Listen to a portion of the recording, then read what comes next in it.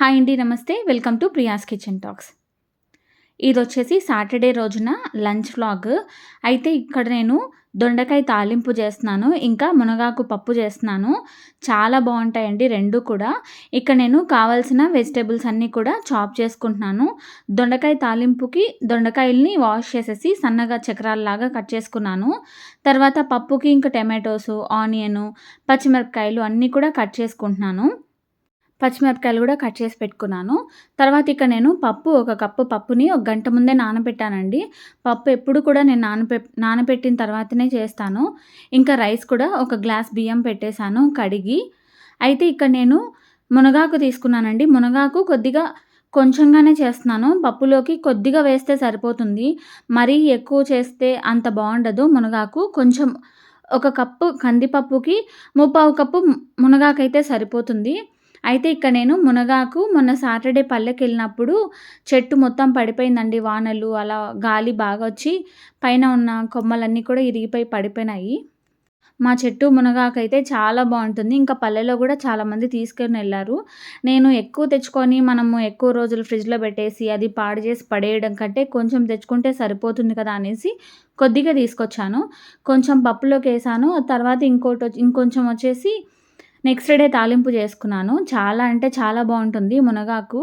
అయితే ఇక్కడ నేను పప్పు, రైస్ అన్నీ కూడా కుక్ చేసేస్తున్నాను. రైస్ అయితే అయిపోయింది. పప్పులోకి ఒక కప్పు కందిపప్పులోకి 2 కప్పుల వాటర్ యాడ్ చేసి ఆయిల్, కొద్దిగా పసుపు, తర్వాత ఉప్పు, ఇంకా పచ్చిమిర్చి, టమాటోస్, ఆనియన్స్ అన్నీ వేసి మంచిగా ఉడికించేసాను.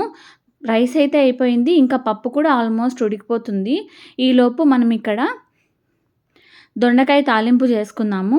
పప్పుని ఒక 5 విజిల్స్ వస్తే సరిపోతుందండి. పప్పు వేరే స్టవ్ పైన పెట్టేశాను. ఇంకా ఇటువైపు స్టవ్ పైన వచ్చేసి దొండకాయ తాలింపు కోసం పాన్ పెట్టుకున్నాను. పాన్‌లోకి ఆయిల్ ఏసుకున్నాను. తర్వాత కొంచెం జీలకర్ర వేసుకున్నాను. వేసుకున్న తర్వాత కరివేపాకు, ఇంకా సన్నగా కట్ చేసుకున్న ఆనియన్స్ కూడా వేసుకున్నాను. ఆనియన్స్ కొద్దిగా బాగా మగ్గిన తర్వాత దొండకాయ ముక్కలైతే వేసుకున్నాను.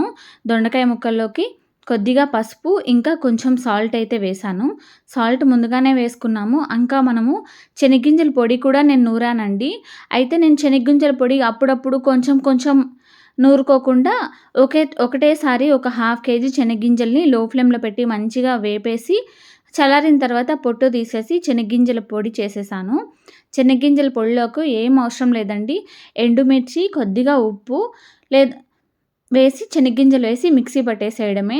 తర్వాత ఒక 4 తెల్లగడ్డల్ని మిక్సీ పట్టిన తర్వాత లాస్ట్‌లో కొంచెం మళ్ళీ తెల్లగడ్డలేసి లైట్‌గా మిక్సీ పడితే సరిపోతుంది. శనగ్గింజల పొడి చాలా సింపుల్‌గా చేసుకోవచ్చు. తర్వాత ఈ ప్యాన్‌లోకి నేను దొండకాయలు వేసి వేపాను కదా! అది ఉడకడం కోసము లో ఫ్లేమ్‌లో పెట్టేసి మూత పెట్టేశాను. ఆ ఆవిరికి కొంచెం ఉడుకుతుందని. ఈలోపు మనకి పప్పు కూడా ఉడికిపోయింది. పప్పుని మెత్తగా మెదిపేసుకోవాలండి. పప్పుని ఎంత మెత్తగా మెదిపేసుకుంటే అంత బావుంటుంది దీనికి మాత్రము. పప్పు బాగా మెదిపేసుకున్నాను. తర్వాత ఇక నేను దొండకాయలని కూడా మధ్య మధ్యలో చెక్ చేసుకుంటూ ఉన్నాను. దొండకాయలు కొంచెం ఉడకనట్టు అనిపిచ్చింది. అందుకే నేనిక్కడ మళ్ళీ కొంచెం వాటర్ యాడ్ చేశాను. అంటే ఈ పాన్ కొంచెం కాస్ట్ ఐరన్ పాన్ అండి. కొద్దిగా తొందరగానే అడుగు అంటేస్తది. మామూలుగా నాన్ స్టిక్కో లేకపోతే ఇంకేదన్నా స్టీల్ పాన్ అయితే కొంచెం వాటర్ ఊరుతుంది. ఈ కాస్ట్ ఐరన్‌లో వాటర్ వేస్తే కూడా తొందరగా మసిలిపోతుందనమాట. అందుకనే నేను కొంచెం వాటర్ అయితే వేశాను. వేసి మళ్ళీ మూత పెట్టేశాను. ఈలోపు మనకి పప్పు మెదిపేసుకున్నాం కదా! ఇప్పుడు పప్పుకి మనము వేరే పాన్‌లోకి ఆయిల్ ఏసుకున్నాను. తర్వాత ఆవాలు, జీలకర్ర, తర్వాత దంచిన తెల్లగడ్డ వేశాను. కరివేపాకు కూడా వేశాను. వేసిన తర్వాత ఆనియన్స్ కూడా వేసుకున్నాను. ఆనియన్స్ బాగా వేగాలి. ఆనియన్స్ బాగా సాఫ్ట్ అయిపోయి బాగా వేగిన తర్వాత చూడండి, ఇక్కడ నేను ముప్పావు కప్పు మాత్రమే మునగాకు వేశాను. మునగాకుని మంచిగా కడుక్కొని వేసుకోండి. అసలు ఈ మునగాకైతే ఇంట్లో పండిందే, ఇంట్లో వచ్చిన చెట్టే. చాలా బావుంటుంది. చాలా టేస్టీగా ఉంటుంది. అయితే మునగాకును కూడా వేసేసి లో ఫ్లేమ్‌లోనే పెట్టి మునగాకుని మంచిగా ఫ్రై చేస్తూనే ఉండండి. ఆకు ఎంత బాగా మగ్గితే అంత బావుంటుంది టేస్ట్. ఒకవేళ మీకు పప్పులో గానీ ఏమన్నా కొంచెం ఉప్పు తక్కువైంది అనిపిస్తే ఈ స్టేజ్‌లో మీరు ఉప్పు యాడ్ చేసేసుకోండి. మునగాకును మాత్రం మంచిగా ఫ్రై చేసుకుంటూనే ఉండండి. చాలా టేస్టీగా ఉంటుంది ఈ స్టైల్‌లో చేస్తే. ఇప్పుడు నేను పప్పు బాగా మెదిపి పెట్టుకున్నాం కదా! ఆ పప్పు అంతా ఏసేసాను. టమాటోస్ కొంచెం ఎక్కువే ఏసాను కదా పప్పులో. కాబట్టి కలర్ అలా కనిపిస్తుంది. తర్వాత కొద్దిగా చింతపండు రసంని కూడా వేసేసాను. పప్పు వేసిన వెంటనే వేసేసాను. వేసేసి ఇప్పుడు మొత్తం మునగాకు, పప్పు అంతా కూడా బాగా కలిసేలాగా మిక్స్ చేస్తూనే ఉన్నాను. ఈ గ్యాప్‌లో పక్కన దొండకాయలని కూడా ఒకసారి మిక్స్ చేసుకోండి. చూసుకోండి మాడిపోకుండా ఉండడానికి. అప్పుడప్పుడు చెక్ చేసుకుంటూ ఇక్కడ పప్పు చేసేసుకున్నాను నేనైతే. పప్పు గూడా బాగా మిక్స్ అయిపోయింది. జస్ట్ ఒక 2, 3 పొంగులొస్తే సరిపోతుంది. చింతపండు రసం వేసాం కదా! అది కూడా ఉడకాలి కదా! అందుకు ఒక 2, 3 పొంగులొస్తే సరిపోతుంది. 2, 3 పొంగులొచ్చిన తర్వాత ఒకసారి బాగా మిక్స్ చేసేసి, ఒక గుప్పెడు కొత్తిమీర వేసుకునేస్తే సరిపోతుంది. ఏదైనా ఉప్పు, కారం తక్కువ అనిపిస్తే ఈ స్టేజ్‌లో మీరు కొంచెం కారం కూడా వేసుకోండి. తక్కువైతే, లేదంటే ఉప్పు తక్కువైతే ఉప్పు కూడా ఏసుకోండి. నాకైతే కరెక్ట్‌గా సరిపోయింది. పప్పయితే అయిపోయిందండి. పప్పును ఒకసారి బాగా మిక్స్ చేసేసాను. అంతే అండి. పప్పునైతే పక్కన పెట్టేసాను. ఇందాక రైస్ కూడా అయిపోయింది కదా! రైస్ కూడా ప్రెషర్ పోయింది. రైస్ అయిపోయింది. పప్పు అయిపోయింది. ఇంకా దొండకాయ ఫ్రై చూద్దాము ఇప్పుడు. దొండకాయ ఫ్రైని మధ్య మధ్యలో చెక్ చేసుకుంటూనే ఉన్నాను నేను. ఇప్పుడు ఫ్రై చూడండి. ఫ్రై కూడా ఆల్మోస్ట్ మనకి దొండకాయలు బాగా వేగిపోయాయి. బాగా ఉడికిపోయింది. చూస్తేనే తెలిసిపోతుంది. ఇప్పుడు అందులోకి నేను ముందుగానే మిక్సీ పట్టి పెట్టుకున్నాను చెనిగ్గింజల పొడి ఒక క్యారియర్ నిండా. కాబట్టి అది నాకు ఒక 1 మంత్ వరకు వచ్చేస్తుంది. 1 మంత్ వరకు కూడా ఇలానే పొడి పొడిగా ఉంటుంది.